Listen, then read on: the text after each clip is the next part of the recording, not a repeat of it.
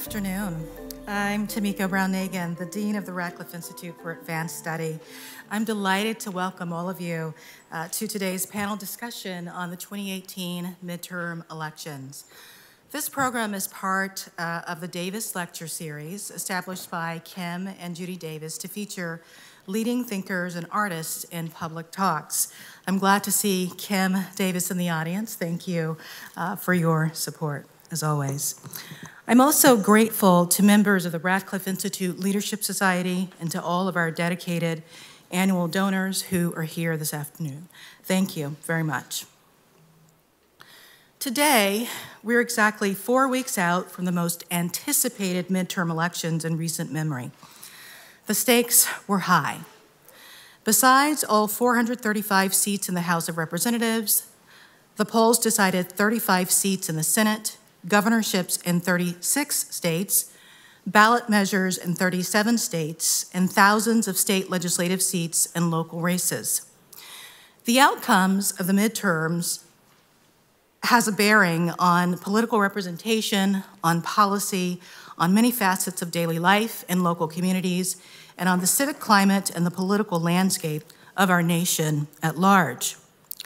While the results are in, with a few exceptions, yes, answers to some of the big questions will take time to emerge. Questions like, what do the midterms mean for American politics, for American society? What do they mean for policy in the immediate term and for years to come? Was the election a turning point? Put another way, to what extent and in what areas do these midterms tell a story of fundamental change or a story of continuity? Our speakers this afternoon will explore some of these questions and many other questions as they put the midterm results in context. They'll also focus our attention on the roles of new voters and the results for candidates and elected officials from historically underrepresented groups, including women, people of color, religious minorities, immigrants, and the LGBTQ community. We do know that history was made in many races. In House contest, an unprecedented number of women ran and they won. Come January, for the first time in history, the House will have more than 100 women representatives. Yes.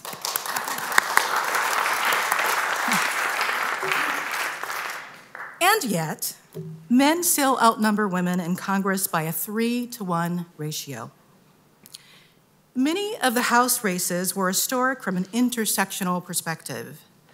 Among the 40 or so women who will take their seats in the House of Representatives for the first time in January are the first 2 Native women elected to Congress, the first 2 Muslim women elected to Congress, the first 2 Latinas elected to Congress from Texas, the first openly gay representative of Canvas, and the first African-American woman to represent the Commonwealth of Massachusetts.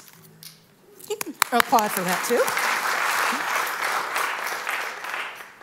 Beyond the House of Representatives, Marsha Blackburn of Tennessee and Cindy Hyde-Smith of Mississippi became the first women elected to represent their states in the U.S. Senate.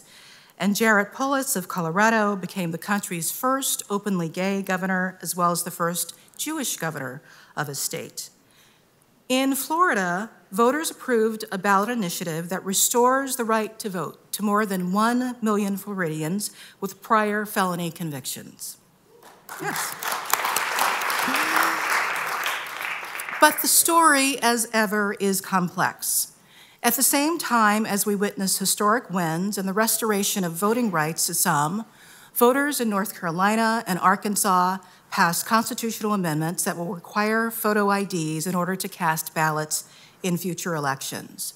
Thus, we saw both expansion and contraction of the franchise.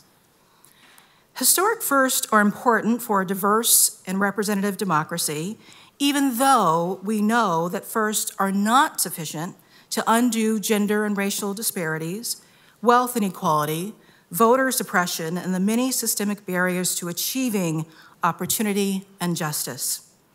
Thus, the celebration of first only scratches the surface of today's ambitious topic, the meaning of the midterms. In a moment, I'll turn things over to Aimee Khalid, whom I'm delighted to have here today as our moderator.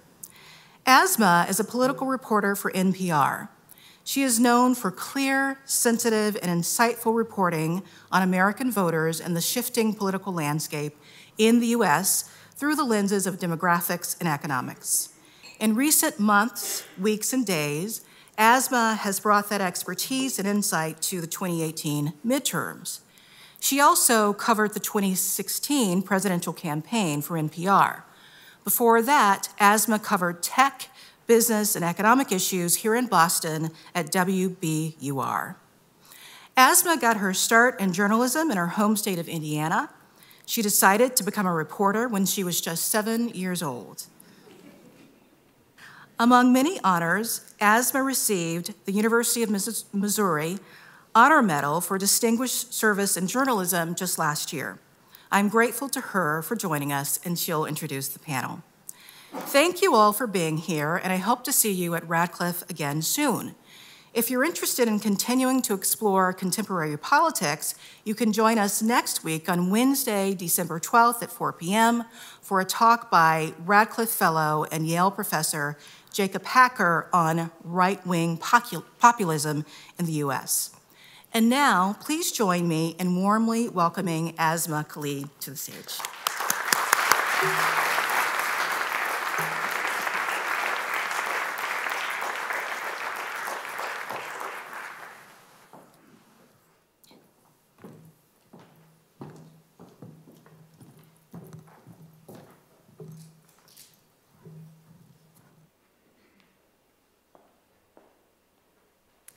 So thank you all so much for coming. It's such a delight to see so many people who are still excited to talk about the midterms because, candidly, I think some of us feel like we've been in this rut of reporting on the midterms for so many months, but I think there are still lots of lessons to learn from what happened in 2018 that might give us a glimpse into what we can try to sort of decipher about the next presidential election in 2020.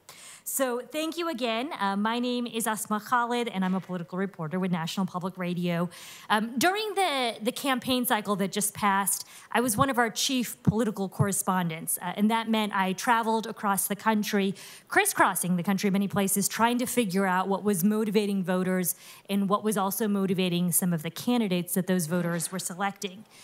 For me, as a reporter who focuses a lot on voters and demographics, I just want to quickly give us a sense of three big takeaways, and then I will introduce our panel who will talk in a lot more depth about all of this.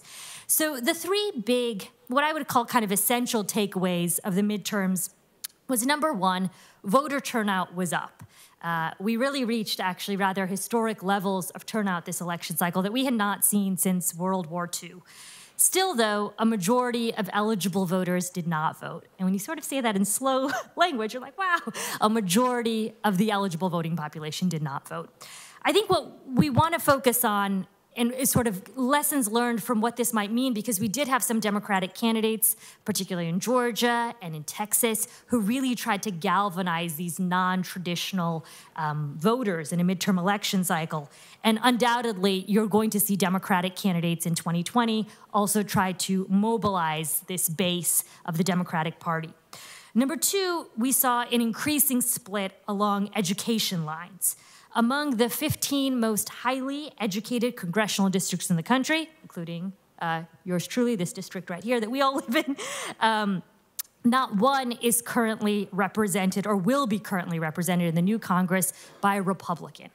What I find rather astounding about all of this is we don't need to go very far back. We could go just to the 90s, and we had many of these highly educated districts represented by Republicans at a time when George H.W. Bush was the Republican Party's standard bearer. But as I said, two districts in particular, a suburban district outside of Georgia and another suburban district in Northern Virginia, which had been represented by Republicans, now will be both represented by Democrats. And to me, this is a really interesting new change that we saw that may give us a glimpse again into 2020. And lastly, as the dean just mentioned, this was undoubtedly a huge year for Democratic women. And I'm sure that we will talk a lot more about this and what this means, but there were really women that I met throughout my reporting cycle this year who told me they had never been involved in a campaign cycle prior to 2018. They were now knocking on doors, they were volunteering for candidates, and these were women who, prior to this election cycle, perhaps may have just voted. That was the extent of their political engagement. So we're going to talk a lot more about all of this and many other also lessons that all of our panelists have. And to help us do that, we've got a panel that I just want to quickly introduce. Immediately to my left here is Aimee Allison. She's the president of Democracy in Color, a really interesting organization. Aimee and I candidly actually have spoken on the phone a couple of times in my reporting, but just now had the opportunity to meet in person. Then we have Sarah Lenti, who's a board member of Serve America Movement and a political consultant to what I believe is center-right Republicans at this point. Then we have Katherine Cramer, who's a professor of political science at the University of Wisconsin-Madison and the author of a book that you all might be familiar with called The Politics of Resentment, which was about politics in rural areas of Wisconsin. And then all the way down to our left, we have Robert Self, a professor of American history at Brown University. So I will let the panelists kind of kick it off, and we'll begin with Aimee Allison. Yay!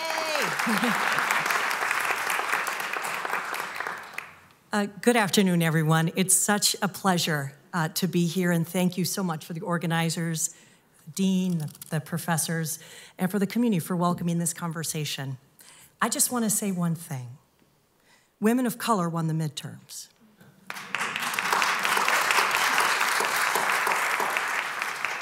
I wrote an op-ed a week and a half ago in the San Francisco Chronicle, where I come from, making that assertion. But before that, long before that, the story for me about women of color begins a year and a half ago. I was there in Albany, Georgia, when Stacey Abrams declared her candidacy for governor. She would be the first Black woman governor ever in our history, and certainly in the Deep South. Her campaign was exciting from the get-go. Here was a woman who was a fantastic leader. She was a woman who was already a House leader, Democrats, the House Minority Leader, with a broad-based social justice progressive agenda.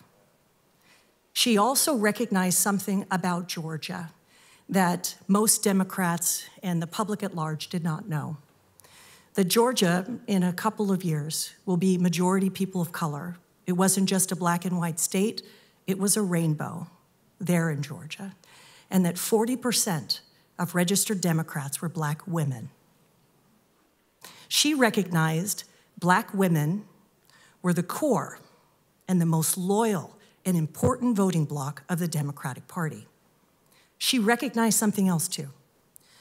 Even though Democrats, white Democrats, including Jason Carter, President Jimmy Carter's grandson, had run for statewide office, he was only able to capture 23% of the white vote in that state.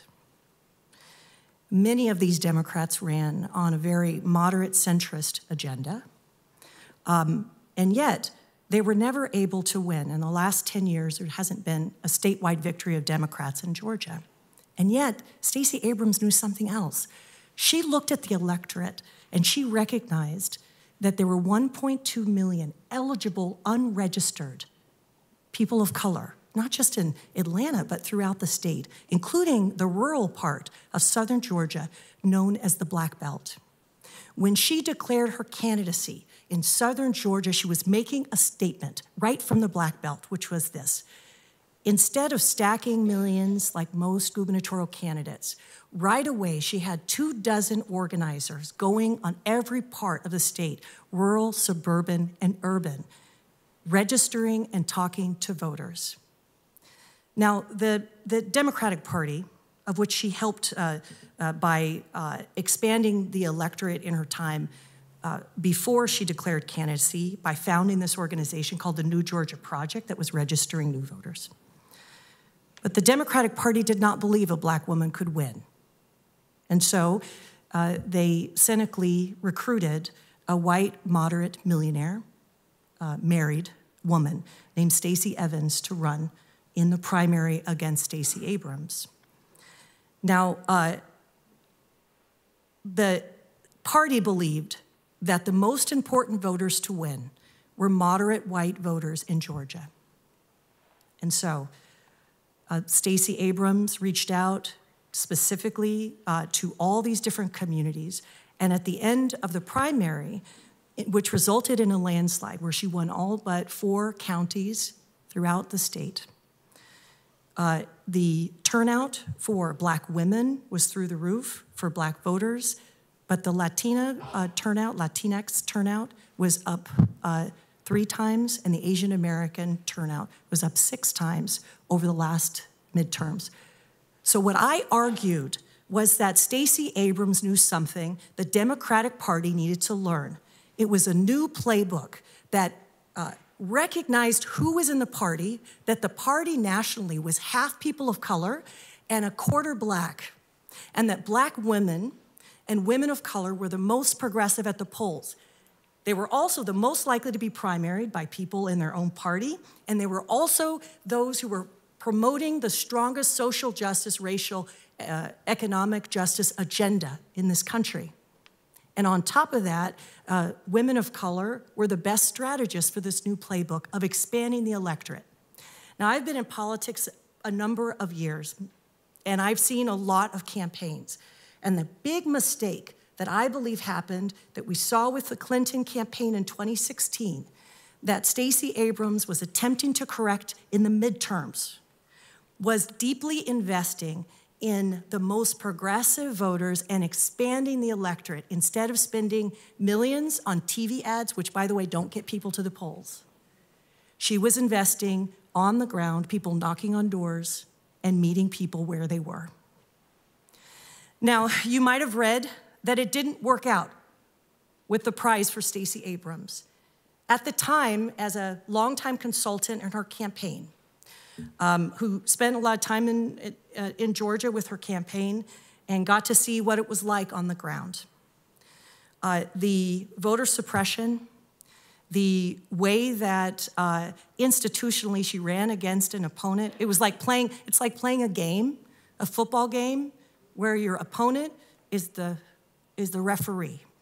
And she had to face an insurmountable series of voter suppression techniques and ultimately wasn't able to gain the prize as the first Black woman. But she cracked the code. Originally thought, hey, I need a little over 200,000 additional Democratic Party votes in order to win the state, and she delivered 800,000 additional. So what's happened? It's amazing what she did. So you can lose and win. Because if we look at the lesson for the midterms, when it comes to Stacey Abrams, you see how close the Democrats got to capturing the big prize despite the challenges. So when I say women of color won the midterms, it's not just the incredible firsts of the new members of Congress, the Alexandria Ocasio-Cortez, who's very cool on Instagram if you're not following her stories, who's opening up and kind of really for the country to see what is it like to be onboarded as a new congressperson, what's it like for her. And, you know, she is making it more accessible as the youngest member of Congress ever. The political process, it's not just Deb Haaland from New Mexico or Rashida Tlaib from Michigan. It's that all of these women, after 2016, decided to serve. They were coming from movements, and not one of them was backed in the primary by the Democratic Party like Stacey. Right here in your own home state, Ayanna Pressley, incoming Congresswoman, the thing that people don't understand about her and her leadership is that she inspired a whole new set of voters. 52% of the people who voted for Ayanna Pressley were new voters. So what we're seeing, and one of the lessons that I desperately need people to understand, particularly around the Democratic Party and why there was such success at the polls when there hadn't been in 2016 in years past. We're at an inflection point in this country. We're almost majority people of color. And as I said with a group of students earlier today, there's no majority and there's no minority. And the primacy of voters, who is invested in, what the candidates look like, what the issues they carry, need to change in order to inspire the population of our country as is. And that future is multiracial. And women of color are at the leading edge of inspiring a multiracial coalition that I believe will win in 2020. Now, today in Politico, there was an article, the first one that acknowledged that women, Black women in particular, will be the main vote picking the presidential primary candidate. And that was never acknowledged before. So I founded She the People earlier this year as the first ever organization focused on solidifying the political voice of women of color as voters, as leaders, as movement leaders, and as strategists who are defending democracy and providing a really inspiring solution for the country. And in my last, I had a big summit that brought together 600 women in San Francisco, 100,000 on live stream, and some really great women on stage. A woman named Elmaz Abinader wrote a poem she called An Anthem for Now, and I'll read 2 stanzas. Hear this. Country, you do not need a telescope to find us. Stars are among you. Shift your eyes from the corridors to the sky to the home, from the home to the field to the classroom, hospital, factory floor, and street corner. Hear this. We are the voiceless, and we will be heard. Not as a song to entertain you, not as a rule to be followed or a call to dinner. We call on you to listen to the voices that stream in from embattled countries and towns with names hard to pronounce and ways you do not see on TV. The world inside and beside me are one. Change starts when you listen to the heart. So I'd finally say, women of color who showed such incredible power at the polls in the midterms, I believe will lead, because they're leading with love and justice, to create a country of belonging. And that's what we so desperately need. Thank you.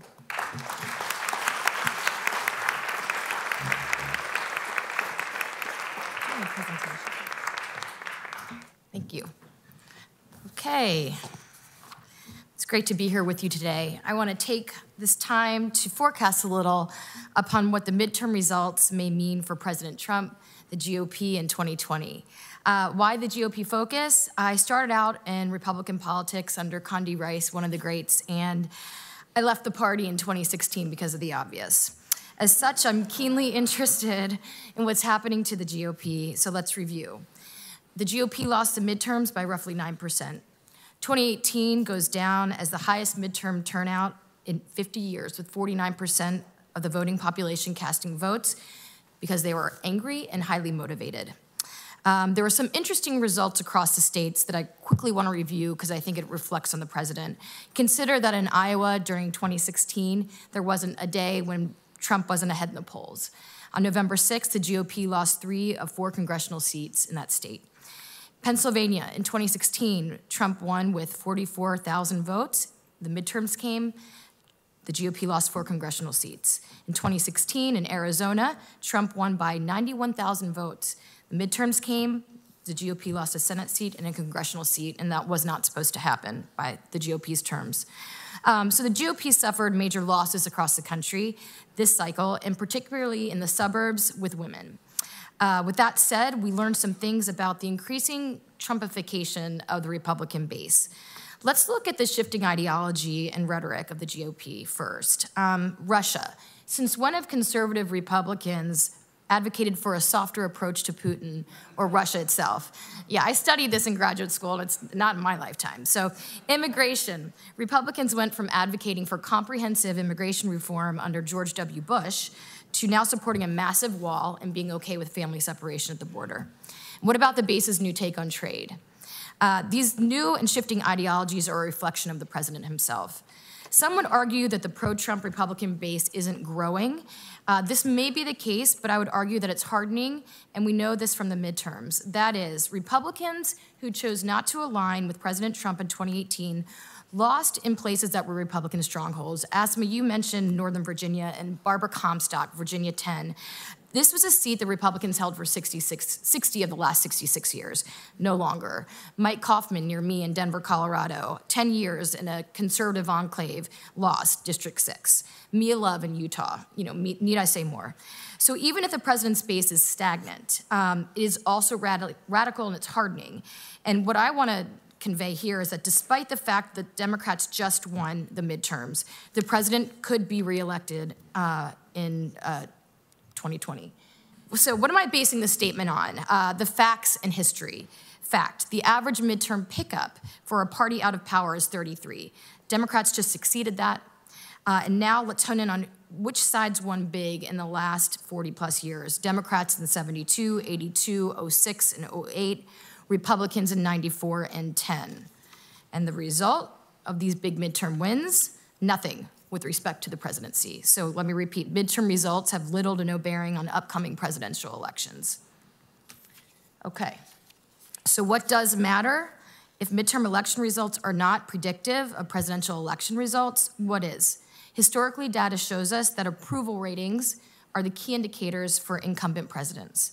And more specifically, a president or party needs to maintain a base approval rating of 40% to tip an incumbent presidential candidate towards success. And you'll see that as you move from 40 to 50%, it increases dramatically the likelihood of a win.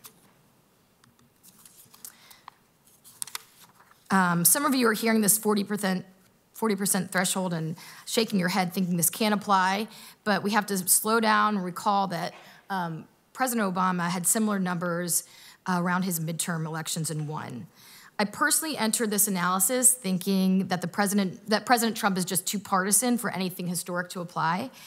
And I did this with the assumption being that the more partisan the president, the closer the president's approval rating would be to zero amongst the opposing party or independents. And that's just not the case. The data shows us that even amongst the opposing party and independents, approval ratings for President Obama and President Trump with the opposing parties were similar at around 10%. And then for the opposing party, between 36 and 40% for independents. Just a snapshot of where the president was at Halloween and then where he was at November 14th, post-midterms, post the caravan, post-deploying troops to the border. His numbers inched up incrementally from 41 to 43%, which to me was shocking. Moving on, I want to present to you a poll that was taken by the Terrence Group. And this poll sampled 800 likely 2020 voters before and after the midterms in pivot counties across the U.S. The poll asked voters, if the 2020 presidential were to occur today, would you vote for President Donald Trump, the Democratic nominee, or some other candidate? The result, the president won before the midterms and he won after the midterms.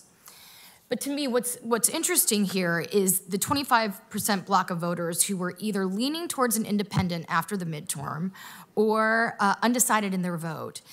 Combined, this is a potentially powerful block that could influence 2020.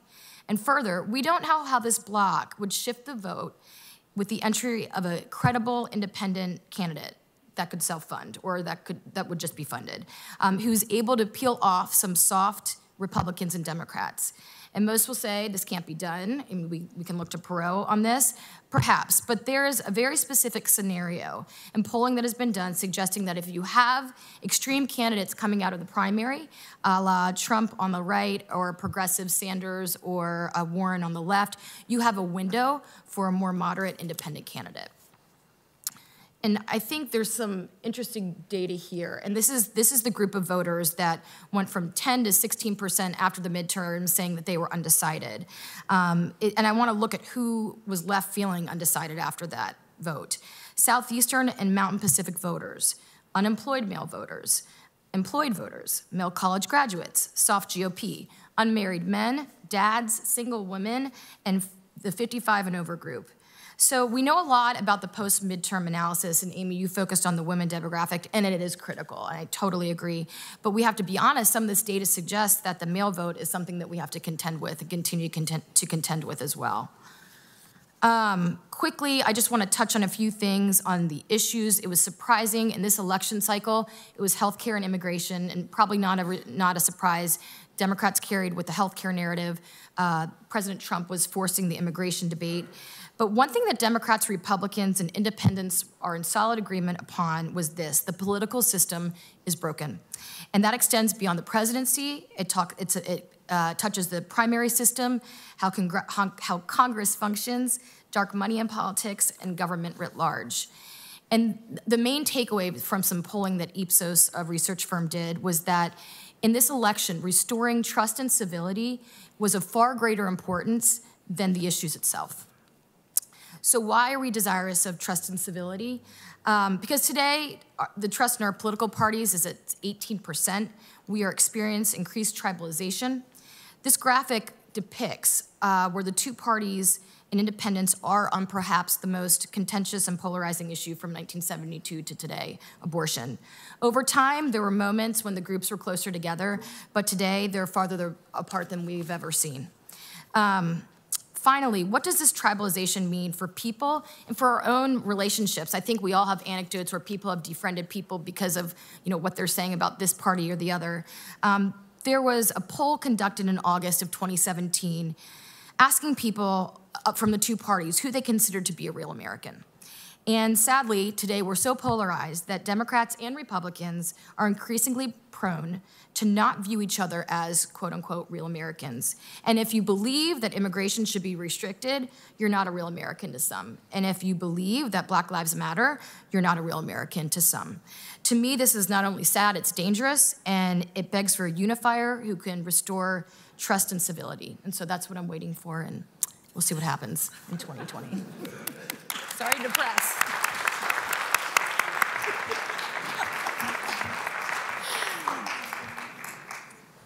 So it's my honor to be with you this afternoon, and I'm going to pick up where Sarah left off because I share these concerns as well. And I think those results about so many people being very focused on the lack of trust and civility and being more concerned about that than any specific issue is a really important data point that we need to pay attention to. I've been very interested in kind of the geographic divides that we're experiencing in this country. And so my research over the past decade or so has been focused on the so-called rural versus urban divide. And so I was interested in the outcomes of these midterms with respect to that. And sure enough, we definitely saw that our bluer areas or our more democratic urban areas became more democratic, and our rural or small towns became even more Republican. That's a broad brush to paint, and really a lot of people will point to the suburbs as the big story in this election, and that was a really interesting case in point in which we saw a deepening of divides. In other words, the suburbs kind of sorting out. And so, for example, you saw of the 40 Democratic gains and seats in the House, most of those seats came from majority suburban districts. And in particular, we saw white, college-educated women leaning toward the Democratic Party at rates that were unusual with respect to recent elections. And so, for me, the outcome of this midterm reinforces the divides that we're experiencing with respect to geography. And that's important because it's not just a correlation. It's not just people moving to a place that corresponds with their partisanship. But instead, I've seen through my own field work that, in fact, it's oftentimes a deep cultural divide in which people are in making sense of politics through lenses that are sort of rooted in their identity as a person of a certain type of place. So, for example, what I heard in Wisconsin when I was doing field work along the lines of inviting myself into conversations with kind of regularly occurring groups of people, I heard people in these smaller towns just resenting what they saw as more attention, more resources, and more respect going to the cities. And they were making those claims on the basis of people who saw themselves as small town or rural folks. I would say there's an upside, though, to these midterms, and that is the intense engagement that we saw. I mean, the turnout rates were quite astounding, as Aimee was saying, and that's an upside. Anytime we see more engagement in our democracy, I guess you could say is an upside, but there's a downside to that too, in that much of that engagement was driven by people feeling as though their voices were not being heard, and that the politics was out of step, that the political system was broken. And so in many respects, we see a lot of different people saying that they're left out of the conversation, that feeling or expressing that their lives are very removed from the public conversation. And I'll give you one example from my fieldwork in Wisconsin, that when I go to these small towns, even groups of people who supported Donald Trump, who voted for Donald Trump, and I ask them, so which party better represents the interests of people around here? Without skipping a beat, more often than not, they say neither. Neither party represents people like me. And folks in small town Wisconsin aren't the only ones saying that around the country, and that feeling of being removed from the public conversation is pretty important and pretty depressing. However, at this point, I guess I would like to move my remarks from being one of an academic to one of a practitioner, because as I, like many of you, have looked around me and thought about how do I best use my talents at this point in time to try to make this a better democracy for all of us. By chance, I met someone who's become a dear friend and a collaborator who's with us today, Deb Roy, who's a scientist at MIT. He runs the Laboratory for Social Machines at the MIT Media Lab. And Deb and I met by chance, actually, at a conference here at Harvard. And Deb approached me and asked me about my background, and he basically said, what would it take to sort of scale up the listening that you did so that we could better understand what people think about in the public, and so that people in the public could have a chance to listen to one another, to better understand one another. And so through a series of conversations and through working with the amazing group of people he has at his lab, the Laboratory for Social Machines, and this nonprofit organization that they've created to sort of disseminate the great things that they create, and that nonprofit's called Cortico, we're starting an experiment in about a month in Madison, Wisconsin. We're running a pilot experiment of a project called the Local Voices Network, in which we're drawing together small groups of people in conversations run by facilitators who are themselves volunteers from the community. And the conversation will be based on a script that we've developed over time, which asks people basic, open-ended questions about what are they concerned about, what are they hopeful about, what brought them to their community, what do they want others to know about their lives. And so through the conversations themselves, people will have a chance to listen to one another. But the team at Deb's lab at Cortico has developed a piece of hardware that will enable the facilitators to actually import comments from other conversations going on right now in other parts of Madison, but ideally down the line as we expand into other communities from other types of places. So the facilitator will be able to stop the conversation and say, let's reflect for a moment on a bit of a conversation that took place last week in such and such place. And I'd like you all to think about what insights you get from hearing this person. And through those conversations then, which will be recorded, there's a creation of a dashboard that will enable people to see what other people are talking about, to see the transcripts of what people said, and to hear for themselves the words of their fellow residents, whether that be right there in Madison or in other parts of the state or in other parts of the country. And we're hoping that this is one way in which that we can make something different of the divides that we're experiencing. We're not naive to think that our partisan leanings are not deeply rooted. But what we're hoping for is that people have a chance to see the nuance in each other, as opposed to just seeing red or blue or Democrat or Republican or whatever divide you want to talk about. We think that there is a need for nuance, and there's a need for listening, and there's a need to recognize that there are many of us who wish to be heard. So, thanks.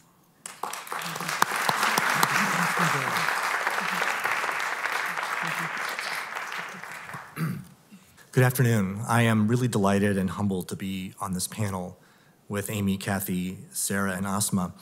I can't imagine a more insightful cohort of expert activists. My role this afternoon is to step back a bit from the 2018 midterm elections and suggest some profitable historical contexts in which we might profitably place them. And I'll offer three with no pretense of being comprehensive, but in the spirit of the session's title, Who Counted, Who Voted? The three perspectives are, first, voter suppression and the making of an electorate; second, gender gaps in voting; and third, coalitions and dominant political paradigms in America since the 1930s. My hope is to make one or two clear points about each of those to build on the insights of my colleagues. So first, let's talk about voter suppression and the construction of the electorate. In the simplest terms, people in the United States have fought over access to the ballot since 1787. The earliest exclusions, perhaps too obviously, included anyone not white, male, and property owning. From that beginning, pushes for enfranchisement and disfranchisement came together in successive waves. Propertyless white men were enfranchised in the first half of the 19th century, at the same time that most states eliminated alien or non-citizen voting. The 15th Amendment enfranchised black men after the Civil War, but widespread suppression quickly followed, especially in the former Confederacy, with systematic disfranchisement coming a few decades later. Native people were excluded explicitly from the franchise until 1924. The 19th Amendment enfranchised women by constitutional mandate in 1920, but was silent on the forms of disfranchisement that prevented the poor and non-white from voting, a list of laws and practices running pages in length. Among those who could legally vote, some votes counted more. Until the 17th Amendment was ratified in 1913, there was no direct election of senators. Choosing them by popular vote was a democratic advancement, but it still gave the citizens of rural states disproportionate power in Congress and the Electoral College compared with their counterparts in urban states. Moreover, until the one-person, one-vote Supreme Court decisions of the 1960s, most states awarded rural areas significantly disproportionate political representation in their state legislatures. The Voting Rights Act came in 1965, as you know, alongside the 14th, 15th, 19th, and 26th constitutional amendments. The 26th is the one that set the voting age at 18. The Voting Rights Act of 65 is the foundation of modern voting. But the Supreme Court's gutting of the law in the Shelby County decision in 2013 opened the door to a new generation of laws and practices aimed at targeted voter suppression, enacted almost exclusively by Republican state legislatures and states' attorney general that played a major role in this election. I need not remind you that race in particular, and also age, have been central to these new efforts. The electorate is dramatically changing, as Aimee introduced this panel by suggesting. It's changing with the country's demographics. We can see this just in looking at the representation in 1992 and 2016 that I have provided here. And if we just isolate race, we can see the ways in which demographics and the voter identification are shifting dramatically. Overall, in the nation, white voters are declining dramatically as a share of the electorate. Given this history, it's not surprising that among nations with free elections, the US sits near the bottom of voter participation as a percentage of age-eligible voters. This brief history condenses into a few basic points. The electorate is not a natural or organic entity. It is brought into being by law, culture, and practice. Since 1787, struggles over who could vote and how much their vote counted have never abated. But the Shelby County decision in 2013, together with demographic changes, have intensified the politics of electoral construction and management, which we can expect to play an ever larger role in US politics in the next few decades. If voter suppression emerged as a major tactic in the 2018 elections, let me turn to a second issue. The combined energy of several developments raised anew the question of whether and how women vote differently from men, a phenomenon simplified by journalists as the gender gap. Journalistic observations of a gender gap in voting date to 1964, the year of Lyndon Johnson's Democratic landslide, and, by the way, the last national election in which a Democratic candidate won the majority of white men. The gap was small, the gender gap, mostly between 5 and 10%, and always found women choosing Democratic presidential candidates at higher rates than men. It exploded in the 1990s, and with the exception of the early 2000s, has remained in the teens and 20s since then. Here's a graphic representation of that gender gap in presidential and, I believe, midterm elections as well. The gap is important and worth our attention, but as a single metric, it obscures as much as it reveals. Its pretense is that half the voting age population of a nation of more than 300 million people can be described by a single category of identity. If we disaggregate it even a little, more illuminating aspects emerge. For one, the divergence of party identification between women and men is astonishingly high among people under 40. Further disaggregation here is needed by race, and as we do that, we see that African American and Latinx women, by and large, are voting in enormous numbers and percentages for Democratic candidates in both 2016 and 2018 overwhelmingly.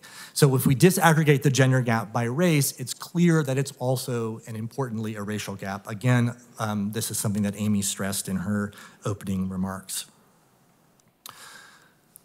What can we conclude from this? Women vote in higher absolute numbers and at a higher rate than men. According to the Center for American Women in Politics, 9.9 million more women than men voted in 2016. Overall, the gender gap in voting, with a few exceptions, has run between 12 and 22% since 1994. Within that, there is a substantial racial gap among women, with Black and Latinx voters choosing Democrats by 24 to 43 percentage points above white women. If voter suppression and the gender gap both emerged as prominent narratives in the 2018 midterms, my final historical subject did not. This is quite unlike 2018, where there was a great deal of media chatter about whether the Obama election represented an electoral realignment. But the Democratic congressional surge of 2010, the rise of the Tea Party, and the election of Trump quieted those speculations decisively. If Obama's election did not usher in a new dominant political coalition, how do we think about our present moment? As I have argued elsewhere, we can identify three major political syntheses in the last 80 years in the United States. Two were once dominant in the sense that they shaped the terms of political contest, gave us our language of political culture, and defined the policy horizons. The third was, and is, powerful enough to be meaningful, but not enough to structure the political system as a whole. None of the three at present is ascendant. The first is what I call breadwinner liberalism, a center-left convergence of ideologies and policy around investing in the human capital of and creating a safety net for heterosexual male breadwinner nuclear families, largely, though we should not say entirely exclusively, white. This political synthesis emerged during the Great Depression, was primarily the work of the Democratic Party, and gave structure and content to national politics until roughly the 1970s. It was displaced by what I call breadwinner conservatism. Breadwinner conservatism was a right-wing synthesis that sometimes flirted with a center-right moderation, that seized upon the heterosexual male breadwinner nuclear family, but reversed its ideological terms. The nuclear family required moral, not economic, protection. Rather than providing a safety net and varied forms of economic assistance, government would secure heterosexuality and patriarchy, again largely white, by defeating, containing, or limiting their alleged enemies: civil rights, feminism, LGBT rights, and dependency.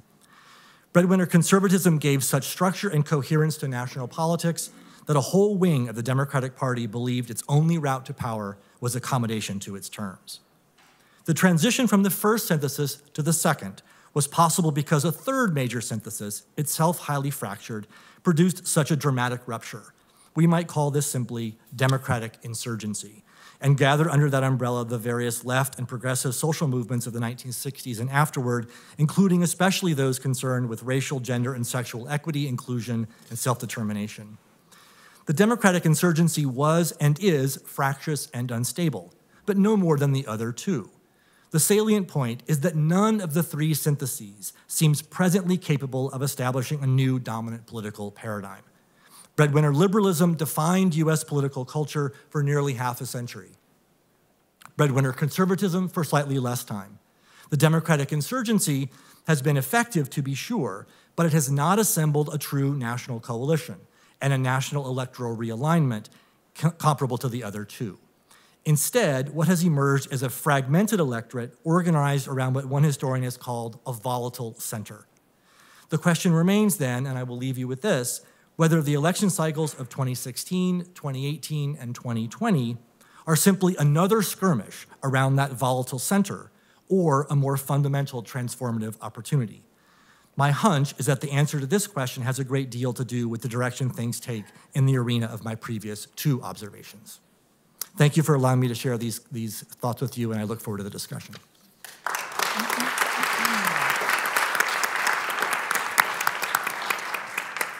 So thank you so much to all of you, and I think this kind of jumpstarts a really good conversation. I have a few questions, and so I'm going to kind of spearhead a conversation amongst us first, and then afterwards we will open it up to questions from the audience as well.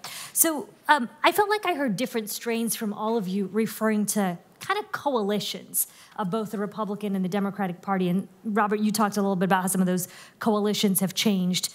One question I have for all of you, actually, is that there's been a lot of talk after the 2016 election about what some folks have described as an identity crisis, right? That our politics is very identity-driven on both the right and the left. And I am curious what sort of consequences, good or bad, that has as we look into 2020 if we are not really debating, maybe we never were, but we're certainly no longer debating the marginal tax rate. We're debating what it means about who gets to be an American and who gets to be a part of that. And I just want to know what effects you think that could have as we're heading into 2020. First, let me say that there is a coalition.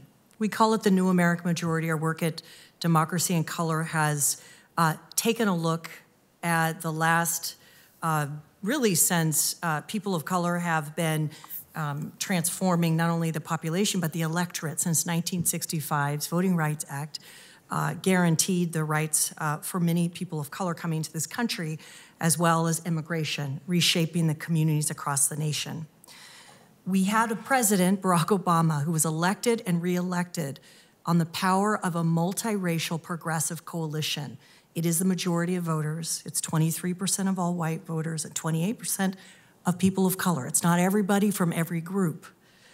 But because our demographics are changing, I'm arguing that both what we're seeing is a fundamental realignment that when I started this conversation, I was saying that traditional political consultants valued white voters above all, but that became a limiting factor for Democrats unable to appeal and take full advantage of the changing demographics.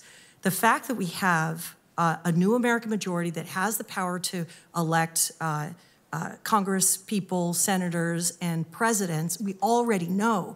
And that in terms of the population growth, it's only going to be more so in terms of the eligible population, is more than just about identity. I think that we're going into a political identity that's intersectional and complex, but that we have people in this country who can have a single political identity that also allows people to come fully as themselves in their full identity.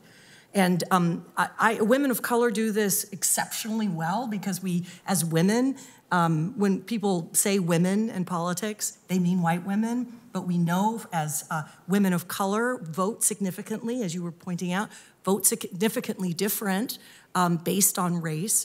We know that our race identity helps us understand the world, but that it is an intersectional identity that helps to cement a new political force. And I really reject the dismissal of people saying identity politics is bad.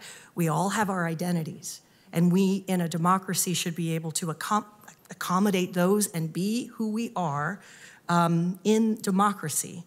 And identity politics, that phrase itself, is real ugly because it's used to squash people who have specific kinds of identity. So as a black person, it's identity politics, but as a white person, it's just being myself.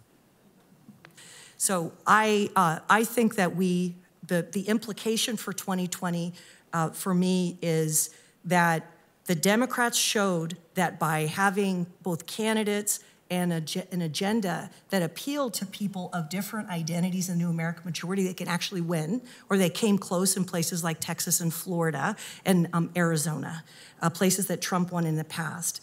And this new kind of identity that's multimodal and intersectional, I believe is going to help the Democrats to be successful in 2020. And the presidential candidate who's able to speak in that new way is the one that's going to be successful. Just a quick clarification. I wasn't suggesting that there's no coalition, which I absolutely believe fundamentally, Aimee. My point in that last section is more that what we can think of as that democratic insurgency, which is admittedly a very, very broad brush, and we can disaggregate that if we want. It's just I had 10 minutes to summarize. I'm not suggesting at all that that's not a coalition. I think what I was trying to reflect on was that, under Obama, that coalition was not powerful enough and successful enough to totally transform the political structure and implement its framework as the new framework of American politics. Mm-hmm.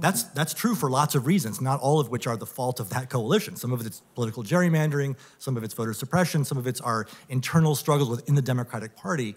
So it was more about, not that there isn't that coalition, which is absolutely there, it's that I don't think we've yet seen a turn where that coalition is capable of establishing a whole new paradigm of American politics. And maybe in a way, Aimee, what you're saying is we're at a moment when that coalition is pushing to do just that. Yeah.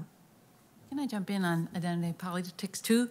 Just to say that what I see happening is kind of the use of identity by political actors is changing. And I think the 2018 midterms suggest that we are going to see more of that.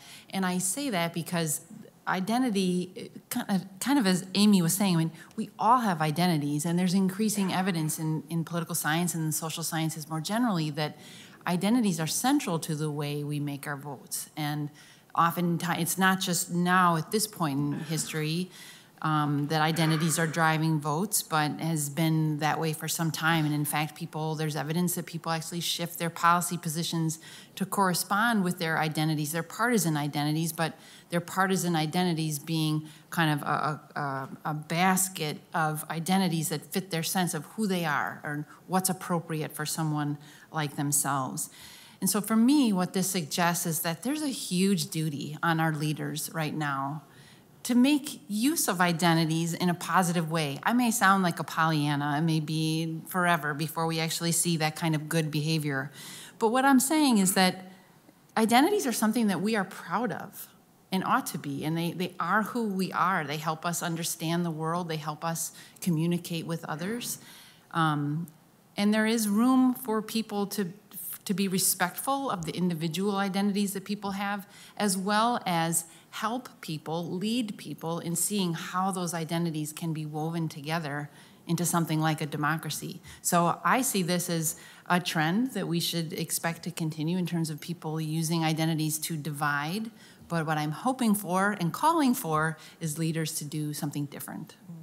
Sarah, can I ask you specifically, because a couple of political science researchers have done some work after 2016 and said that in some ways Donald Trump differed from some prior Republicans we saw, and that he really also appealed to an identity politics, and you could point specifically to immigration, and it was very successful for him, which is in part why in the waning days of the 2018 campaign, we saw him talk about the caravan and the border, because he believed that those were successful strategies. And so to take me back to your question. Yeah, so I guess my question is, I was asking about sort of the consequences of identity politics as we head into 2020. So that's a tough one for me, because I think he was also appealing to a class of people that felt like they had been spoken over in a specific income bracket. And so I feel like his win was reflective of a group of people, and it definitely did touch on immigration. But can I suggest that there was a study done recently, the Hidden Tribes of America, where they looked at they kind of broke up the electorate and talked about devoted conservatives and traditional conservatives who are with Trump right now. And then your progressive activists, which are, kind of at 8% all the way over to the left, but there's a politically disengaged in the middle, 26%. There are moderates that are 15%, and then there are passive liberals, and there's this whole middle space of people that feel like they are not being represented by either party, and that's like 61%. So I think, rather than me talking about identity, I would like to look at this group of people that don't feel represented, and will they feel represented coming out of the primary system if you have super extremes on each side, or is there a middle way and there's several people circulating talking about independent runs, and is there a way to do something different and meet this middle? Do you think that there is? I do, depending if it's super extreme candidates on either side. It's a very specific scenario. It would have to be a very specific scenario. Third party. Yeah. Not necessarily a third party or just an independent candidate. Because the third party versus independent candidates, ballot access is a big deal. So it's harder to garner ballot access as a third party. Mm-hmm. It's easier to garner ballot access as a person just running as an independent. Can I just add something? I mean, I think it's interesting to reflect on what I hear in a way from the panel as kind of two different strategies. One is what I think you just articulated, Sarah, which is for politicians and political parties to think about the existing electorate and to analyze it and to think about how to move various pieces within that electorate around. And what I heard you, Aimee, articulating, I think, is a different political strategy coming out of the Abrams campaign, which is actually not to accept the electorate as it is, but to expand it dramatically and to vastly increase the political participation of non-voters. And those strike me as two, I'm not sure, complementary, not complementary perhaps political strategies.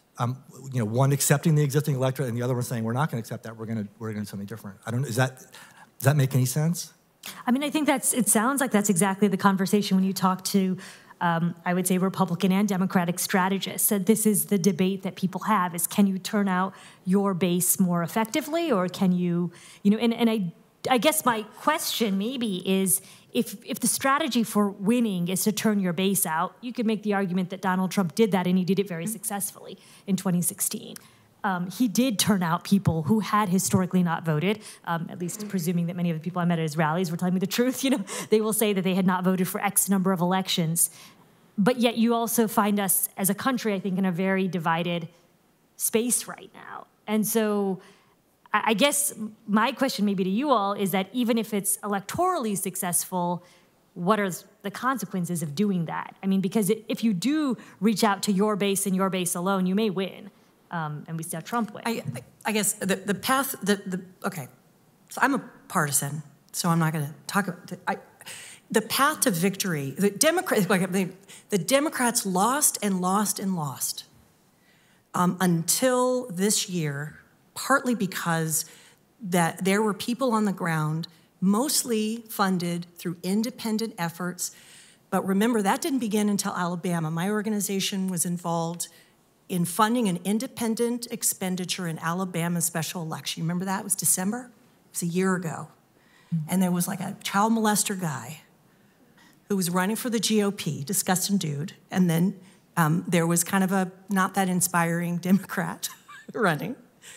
But the Republicans had been dominating Alabama, that Senate seat, for 25 years. And that's a state, 24% of the population of voters were black.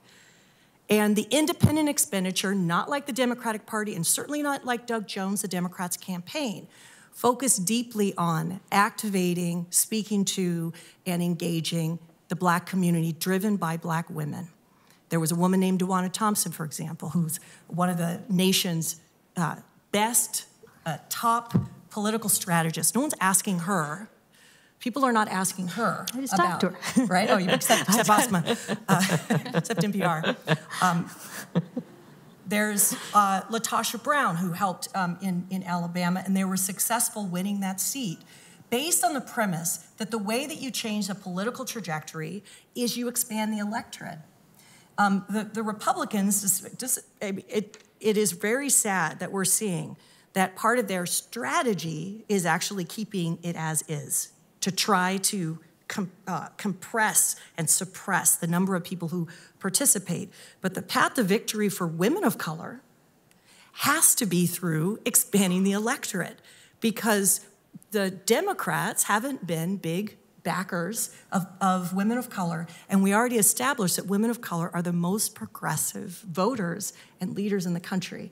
And so it's not like there's been great support from the Democratic Party, but it is that because strategists like Joanna Thompson, people like Andrew Mercado in Florida, who expanded black and brown voters in the electorate, they were aiming for 2% in the primary, and they got 5%, and then in the general, they were able to have such great turnout because of their ongoing operation that they were able to pass Amendment 4, which we mentioned earlier, restored the voting rights of people with felony records. The same thing happened in Arizona, where David Garcia was a gubernatorial candidate at the top of the ticket. He didn't win, but Kyrsten Sinema won as a Democrat, not because of this middle, if they're white voters, white voters didn't vote for Kyrsten Sinema, and in fact, white women mostly do not vote for white women Democratic candidates.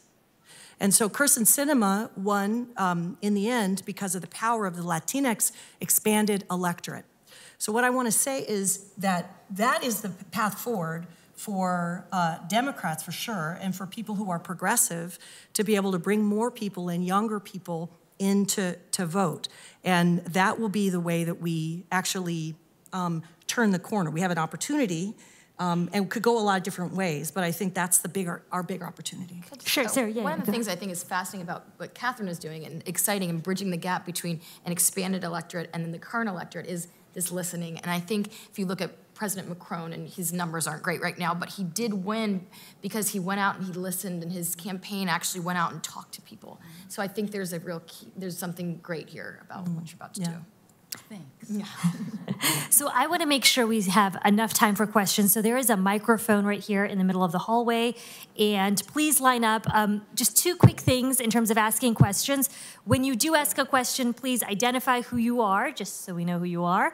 And please ask a question, because otherwise I will have to cut you off. So please make sure it's a question. All right, go ahead. Hi, my name is Heather Hendershot. I have a question for Sarah. You identified yourself as someone who had left the GOP. Yeah.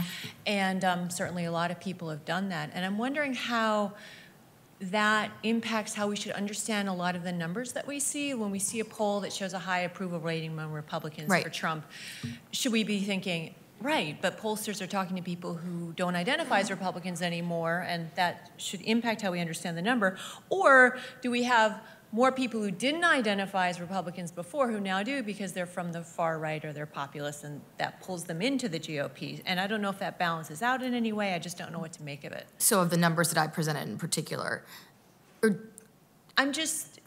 Are you talking about in general Trump's approval rating among Republicans? Yes, how but accurate any is other that? numbers about Republican feelings about X, I'm wondering if we had to say, well, that's not, Is it really reflective of the Republican Party and conservatives and the Trumpification? Because there is that new GOP base, which I don't feel like is reflective of the Republican Party. My parents still identify as Republicans. They don't like Donald Trump. So the numbers are tough, but I think they're tough, right, with the approval rating. But the approval rating numbers that I gave were nationwide, you know, the 41% to the 43%. So I think some people, and I think this is true of the 2016 election, you know, are quietly approving what he's doing, may not be identifying that to you and me as people, but are saying, you know, the economy's fine.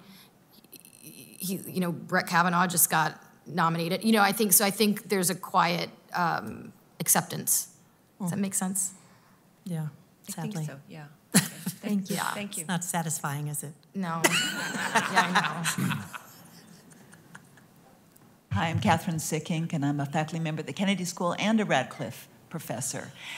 In terms of expanding the electorate, we haven't heard much about the youth vote and the college vote. And we're here on campus, and so we know that youth voters and college voters vote at some of the lowest levels of any people in the electorate.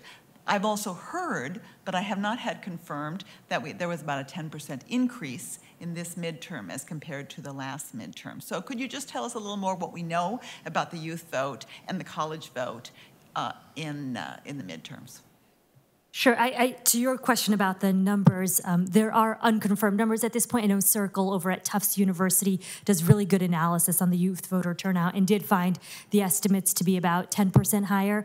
I think we'll get a better sense of that once the census numbers come out, which are self-reported. But overall, I feel like most people will say confidently youth voter turnout was up. I think the conundrum people run into a little bit is Florida's a really good case study. I talked to both Democrats and Republicans who will both admit and say youth voter turnout was up, but the problem is everybody's voter turnout was up. I mean, the problem for Democrats in that situation was that as a result, there was expected to be a huge uptick because of the results of the school shooting at Parkland and whatnot, and they did not see that manifest itself fully in the general election.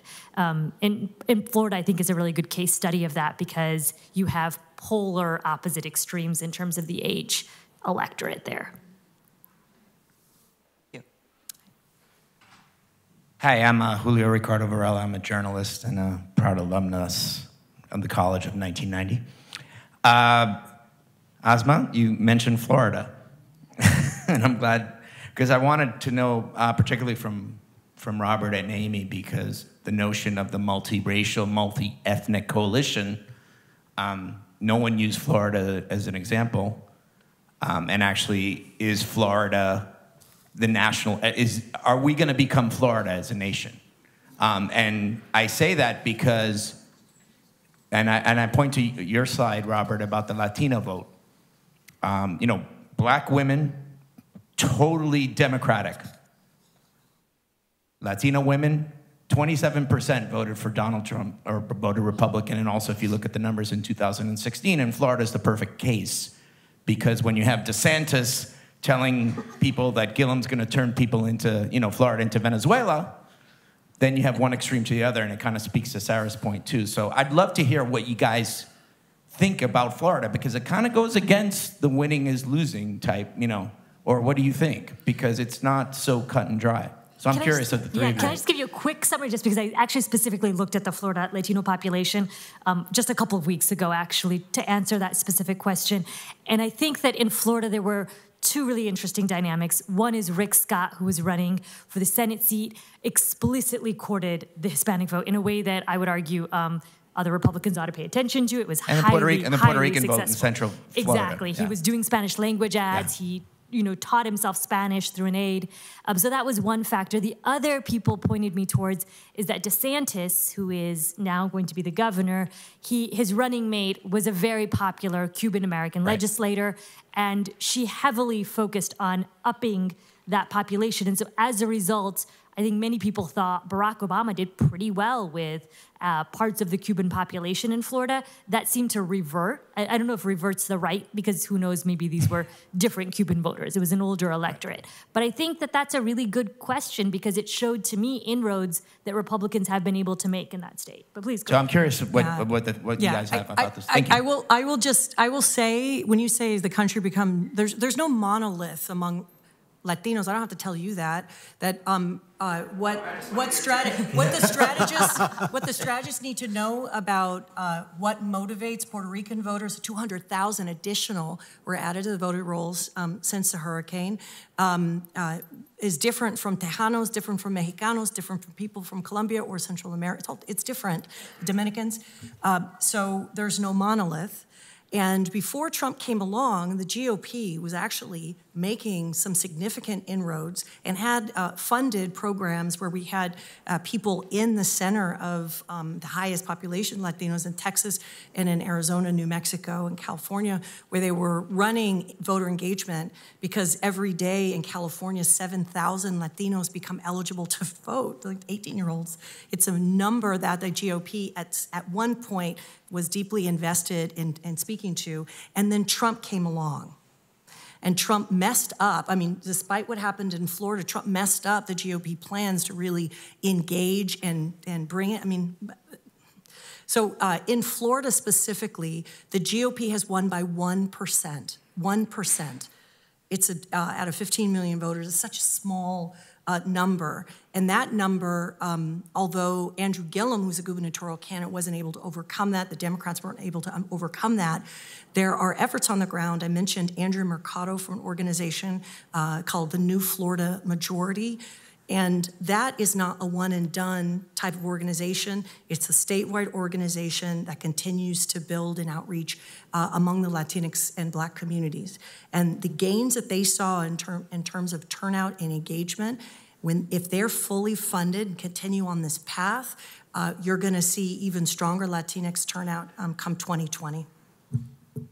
The only thing I would add, I agree with all of that, and I would just add that the New American Majority as well, I would say Asian Americans are also a slightly more complicated demographic and group in terms of its voter preference. So there are absolutely important distinctions and differences and values and political leanings within that New American Majority that politicians who are emerging to lead it are going to have to be paying attention to. So that's, I mean, I think I'm just reiterating essentially what you said. But. Yeah. Hi, my name's David Lehman, member of the general public. No affiliation with Harvard. So my question is really a generalization of the first questioner's question, which is, do you trust the polls? All of you have talked about the changing demographics of the electorate. Footnote on one of the charts said, based on 600 of likely voters. How do as this is all changing, how do the pollsters know who the likely voters are? Because it's changing as you speak, through deliberate action and through the action of the politicians. We got it all wrong in 2016. Well, everyone was like, remember when Alexandria Ocasio-Cortez won? What a shock. She beat 10-term Crowley. It was out of the blue. No, it wasn't, buddy. Because she had a strategy of expanding the electorate, and the pollsters missed it. Right. And they missed Andrew Gillum in the primary. He was the only non-millionaire in a field of 5. And for sure, they thought he had no chance. Black guy who's, mayor of Tallahassee trying to run for governor. No way he's getting through the primary. And then when he was successful, they were shocked. Pollsters had no idea. So what the pollsters we work with, like Celinda Lake and PPP, these are Democratic Party pollsters, they have to change their strategy to be able to figure out what's really going on. If they're doing calling, for example, like people don't have home phones, just the methodology in order to figure out what voters think has to change. And that 5 out of 5, what they call like the regular voters, they're going to have to expand who they ask for. These are eligible, maybe registered, maybe they've never voted for president before. They need to ask that person too. And in particular races and districts and states, they need to prioritize particularly what women of color are doing on the Democratic side, because that's an indicator of how in the primaries things will go. I'm going to jump in on this one too, since I study public opinion, so I use polling data quite a bit, but I think it's safe to say there's a vast over-reliance on polls as a measure of what public opinion is. And it's our best known way of capturing what a broad population thinks at a moment in time. But I think 2016, I don't think it was as much of a wake-up call as it should have been, but it was a wake-up call to say public opinion is complex and there's a lot that's going on that we don't understand and our current methods aren't adequate for the task. All right, thank you very much. Hi, Tom Prager. You seem to have looked at this from every perspective except the president's. When you look at the Obama's first midterm in 2010, Democrats lost 63 seats, which is about 40% more than Republicans lost. They also lost 6 Senate seats while the Republicans actually had a net gain. We also saw that when the president personally campaigned for candidates, such as was mentioned, Marsha Blackburn and Hyde Smith, as well as for Kemp and DeSantis and Hawley and Braun and many others, they did quite well. So the president is still a very powerful campaigner. We've also, of course, seen that there were other factors that came into this, such as the Kavanaugh hearings that mobilized the base of the Republican Party. And it looks like, the president still has a lot of cause for optimism because the Democrats also, even though they lost the House, this is going to be a ready-made excuse to explain why his agenda won't pass, whereas he had a harder time explaining when they control both houses of the Congress. So the president still has a lot of cause for optimism, doesn't he? Yeah, I mean, I think that was Sarah's point. That was my point. Right? Yeah. Thank you, though. Yes. Hi, my name's Monty Allen, and I go to things like this as much as I can, and I have to say this has been a really, really good one. Thank you all for that. I like that. I like that comment. I really care about what happens in 2020. And I want the Democrats to just prevail. And so what's been really insightful to me, and I thank you for presenting it, is identifying constituencies where it's strategically really wise for Democratic candidates to invest, expanding the electorate, heartened by the vote in Florida that expanded the vote to felons, and obviously there's some constituencies where there's no point. It would be a fool's errand to try to change their minds. But I think there's I'm particularly interested in the work that you're doing, Dr. Cramer, because I think there's a large part of our society who have been left behind by the trajectory, the evolutionary trajectory of our economy. And along with it, there's identity things, as you mentioned, and it's loss of sense of your status in our society, your personal honor, apart from, or in addition to, your economic struggles that go along with those economic trends. So I think the listening project that you're initiating is maybe the key to helping Democrats know how to identify and address the issues that resulted in. Can I ask you just real quick? Sorry, do you have a question? Just because we have like 30 seconds okay, left. Wisconsin is a really great case because it used to be Democrat, it used to be really progressive, and now it has gone the other way. So what do you think you can learn that would be good counsel for Democrats addressing that population? Well, we're hoping that the project helps politicians of all stripes better understand the people that they represent. Because one thing probably goes without saying, but politicians these days spend so much time raising money that they actually don't have the luxury of inviting themselves into conversations in gas stations like I do, which is a real shame. So we're hoping that it lends insights to politicians of a variety of parties. Great, thank you.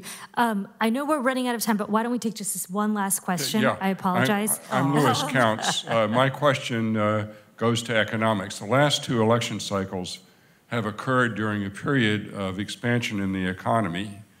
Not all people have participated in that. That led to resentment. It's increasingly likely we're going to see a major economic disruption in the next 2 years. The closing of General Motors plants are just the first 2 steps in a radical change in our economy that will occur.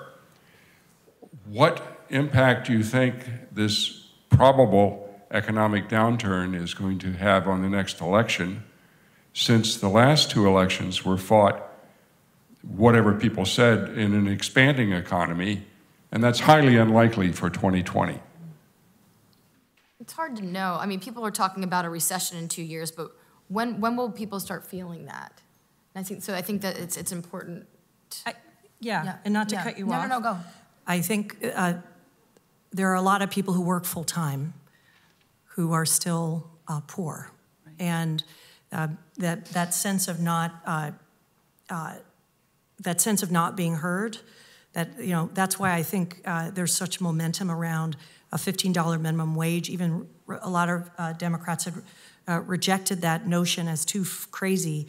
And now that is part of the broad-based platform that's accepted that minimum wage won't destroy the economy, but will help people who work as part of this, near full employment to be able to support themselves and their families. I think that that's one of the big things. We have a candidate I just read about, last name Yang, who's running his presidential primary campaign on universal basic income. We have a mayor, Michael Tubbs, in Stockton, California, who was doing an experimental pilot project on universal basic income to see if that could be part of the solution. He's getting big backing from tech. So I just want to say that we're going to see all kinds of ideas to deal with the economic problems that we have. We're going to see those manifest in some of the campaigns coming up. We'll know everybody that's in the field in 8 weeks. Everyone who's running for president. Because we look back, Barack Obama announced January 18th, before it's coming up. And I think the economic solution, particularly around the working poor, is going to be one of the central issues that the presidential candidates on the Democratic side are going to have to address. We have gone over by a few minutes, so I guess, why don't we have you're the last question? Yeah, why don't we take that real quick? Sorry. I really would love to hear, and Katherine actually commented about the time candidates need to spend fundraising. My question is Citizens United and money spent, and I would be curious to know if there was anything significant about either 2016 and 18, but compared to prior elections and or special interest money. The elections are getting more expensive. Yeah, right. Period. I would read former Senator Dingell's article that came out today, and he was like, I was in the Senate longer than everybody, so I'm going to tell you what we need to do. One was abolish the Senate. And for your reasons, because he says undemocratic, you get these little states. I mean, I'm from California, 40 million people. We only have 2 senators, and so does Rhode Island. Now, why is that fair? So he says that, but he also says publicly finance every single campaign, so that we take money out, so that we have we bring the public back into service. I like that idea. It's a good article. Great. Thank you so much to all of our panelists.